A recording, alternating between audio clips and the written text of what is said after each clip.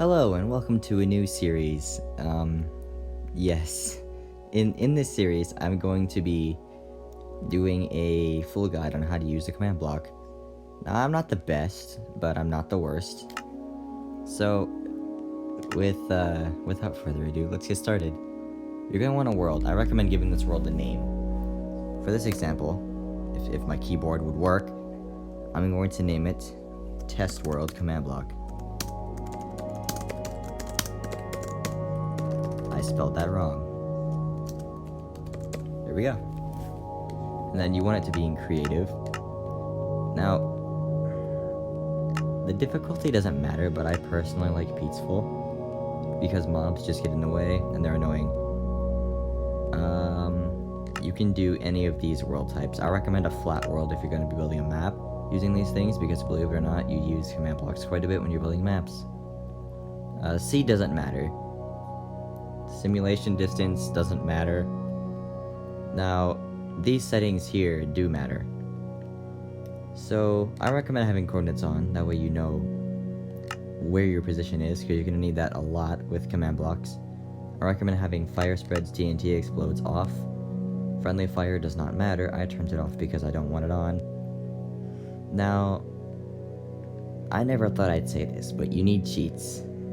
You need cheats to even get the command block. I recommend always day, so it's easier to see. Keep inventory, I recommend turning on because if you want to test a command block to see whether or not if it kills a player, and it does kill a player, you'll keep all your stuff. Mobs, they get in the way. So do the entities, which are the items that I guess you could say they drop, or any living item or anything like that. Weather can get in the way, but if you're doing certain command blocks, you might need these to be adjusted. Obviously you want this on, and the tick speed does not matter. I'm turning multiplayer off because, yes. And now you can create the world. Once you have the world open, you're going to want to get a command block. Now, it is not in the creative inventory whatsoever. The only way you can actually get this is with commands. So if I open chat, I'm going to want to type this command right here.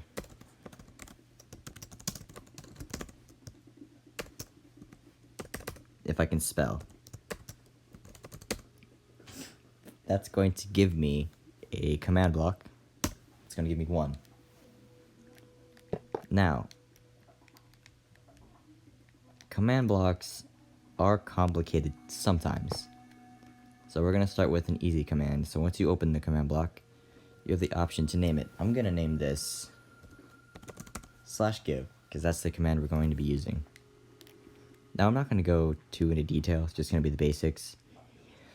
But as you can see, you have a little guy here. @s is self, which does not work in command blocks. @p is nearest player. R is random. A is all players, and E is entities. Now, the difference between players and entities, well, yes, players may be entities, however, an entity can be any living item or an item on the ground like this. So if I were to do /kill @e, that would disappear. So when you open your command block, you're going to have three options. We're not going to worry about these ones just yet, so we're going to focus on impulse. Don't worry about the condition, the redstone, execute on tick.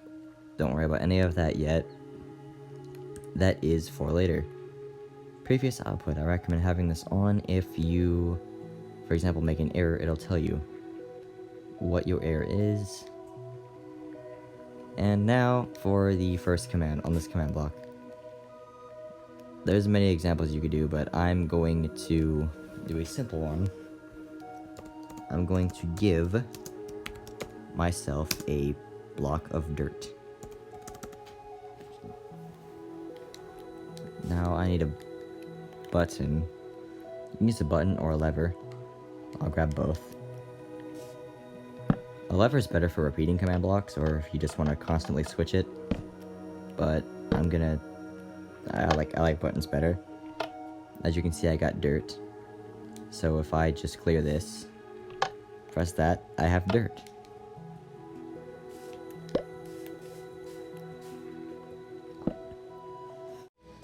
So right here I have a command block that is set to give me 1 iron helmet. Now, eventually I will show you guys how to add a chain reaction of command blocks that gives you entire sets of armor and weapons and all that kind of stuff with the simple press of a button. But just for now, all you need is 1 iron helmet. Just one. And you may think that I did this by maybe typing, I don't know, iron helmet with a space, but no, you need an underscore because that is the block ID. So for example, if I were to change this to give me grass, instead of typing grass block, because some of them have the underscore block after it, but not all of them. So for example, if I were to give myself grass, I would get this. Now, I don't necessarily know why, but you know, it makes things easier. Here's another example. If I wanted to get an iron block, it wouldn't be iron, it would be iron block. As you can see, I have 1 iron block. Some of them are also different, like if I wanted an iron ingot, I would type iron ingot, and I'd get an iron ingot. And so on. But if I wanted a diamond, I would do diamond with no extra command. No extra nothing. However, if I wanted a diamond block, it would obviously be this, giving a diamond block. And there's a diamond block. And so on. Slash give is really simple as long as you know what you're doing. But let's say I wanted, I don't know, a target. I've actually not used this one, so I don't know if it's target or target block. I think it's target. It should be, right? Yeah, it's target. See, some of these can be different. Alright, now let's move on to the repeating command block. So what you want to do to get this command block is you want to place down a command block like this, open it, and you can either type your command first, or you can switch it first. I'm going to type my command first because I do things differently, I guess. But I'm going to repeatedly give myself diamond blocks, because yes, that didn't happen. I can't spell. And now, as you can see, it's just a regular impulse command block. So I'll just get 1 diamond block. But when you switch it to repeat, and I press this button, I get more. Now, if you were to do this with a lever, it would constantly go. It wouldn't stop unless you flipped that lever. For example, it's constantly giving me blocks of diamond. But if I stop that lever, it doesn't give me anymore. Now, when it comes to this, the redstone, you can do one of two things. If you're entering a command, for example, let's do iron ingot, and you want it to constantly just give iron ingots to you. I don't know why, but that's what you want. You would switch it from needs redstone to always active, and then as soon as you back out of that command block, you're going to constantly get iron ingots. Now, the only ways to stop this are either switch this to needs redstone, or break it. And now we're doing chain command blocks. Now these are actually a bit different because they can control a chain reaction of commands that are programmed into them. For example, if I were to set all these to chain and have one impulse programming them to give me an entire set of iron armor, this one would be an impulse block, and then these three would be chain blocks. So I'm just going to fix this very quickly. You can do this when you're entering your command if you want, but I'm going to do it now. Oh yes, and you also want them to be always active. And the reason for this is because they need that setting enabled to carry the redstone current. That's a lot for me not knowing redstone. Now I can program these to give me an entire set of armor by programming each individual command block to give me each individual piece of the iron armor. This would be the helmet.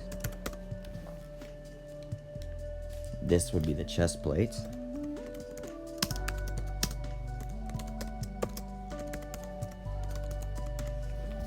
This would be the leggings.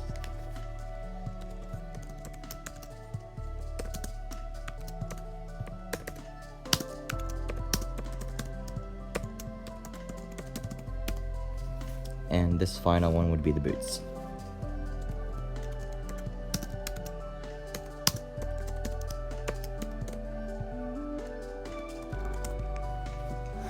And now, if I go up here and press this button, I get an entire set of iron armor that I can wear. Now, in some cases, you'll want these things to be conditional, which they will look like that instead of like this. In this case, they don't need to be. Like, for example, if you were setting up an XP shop, you could have a conditional chain command block with some commands that allow you to, per se, remove and add levels to a player. And these can be really, really long too. Like if I wanted one about this long, obviously going that way, because these things, so technically this is the front right here. This is what you want to look at, not this. This is where it's going towards, so that's where it's going. This is where you want to have the, I guess you could say, redstone activator, like a lever, a button, maybe even a block, or a piston pushing a block, maybe an observer. But you don't always need that. You can have them this way, this way. You can even have them like this, in the ground, or per se facing downwards. And you can have the button anywhere. But with chain command blocks, you want them to be like this. You want one as the activator for the rest of them to be the impulse, and the rest can be chain, and they have to be pointing in the direction that the redstone current is traveling. For example, that way. So when I said these things could be pretty long, I meant it. This is 11, I think. 1, 2, 3, 4, 5, 6, 7, 8, 9, 10. Yes, 11 command blocks. I've programmed these to give me an entire set of iron armor and tools, along with 32 enchanted apples and 32 cooked beef or steak. Does it work? It does. There we go. Now, you may think the enchanted apple block ID would be enchanted_apple. No, some of these are weird. It is actually apple enchanted with no spaces. And of course the amount, which I wanted, 32. So for example, if I were to take a command block, just a regular one, and a button, and then program it to give myself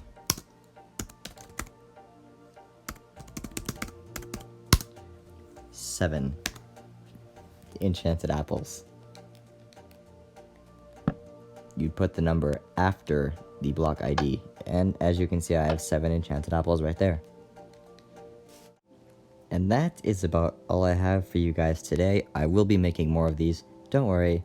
But if you enjoyed this series, let me know by hitting the like button and hitting the subscribe button. Only 2% of the people that watch my videos are subscribed, so yes. And if you want to learn to do things like this, stay tuned, because I know how to do this stuff, and I can easily teach you guys how it's done. It's not that hard. I just went out of the command block radius. God damn it. Yeah, that's another thing, by the way. When you're messing around with these things, I recommend staying in the radius, because if you don't, sometimes they don't work, and it is an easy fix, but you know what? I'm too lazy, and it's almost 11 o'clock at night when I'm filming this. But as you can see, it still does work. I just went out of the radius, and I think I did it again. No, I didn't. But anyways, if you want to learn how to do stuff like that, stay tuned, because the execute command will come eventually. I think I'm going to teach /gamerule next.